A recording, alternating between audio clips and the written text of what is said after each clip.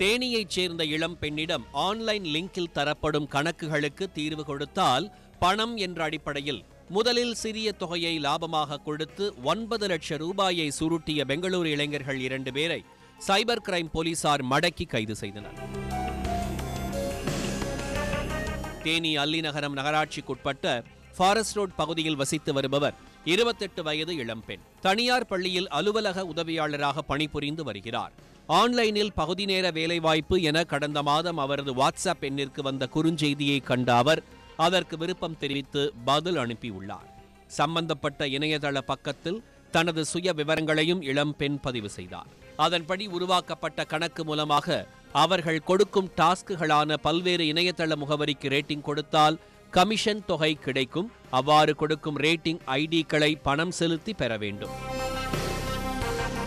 அவ்வாறு கொடுக்கப்பட்ட பல்வேறு டாஸ்க்குகளை முடித்ததால் ஆரம்பத்தில் அவர் செலுத்திய முதலீடு பணம் போக ரூபாய் 53,700 பணத்தை வங்கிக் கணக்கு மூலம் பெற்றுள்ளார் அந்த இளம்பெண்.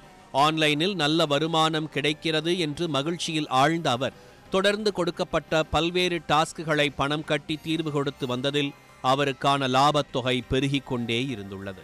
லாபமாக கிடைத்த பணத்தை மொத்தமாக தருவதாக இணையதள பக்கத்தினர் கூறினர்.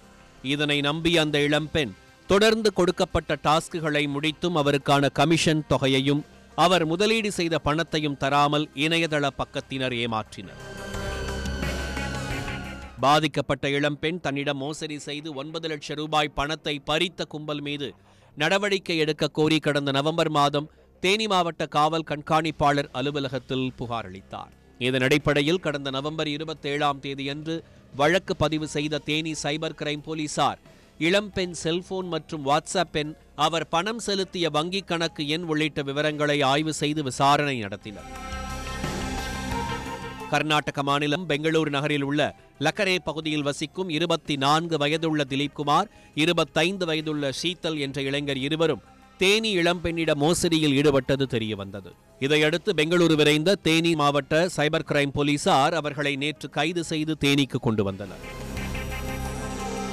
தேனி மாவட்ட காவல் கண்காணிப்பாளர் அலுவலகத்தில் உள்ள சைபர் கிரைம் காவல் நிலையத்தில் வைத்து அவர்களிடம் விசாரணை நடத்தி பின்னர் நீதிமன்றத்தில் ஆஜர்படுத்தி சிறையில் அடைத்தனர். உடனுக்குடன் செய்திகளை தெரிந்து கொள்ள சன் நியூஸ் பெல் ஐகானை கிளிக் பண்ணுங்க.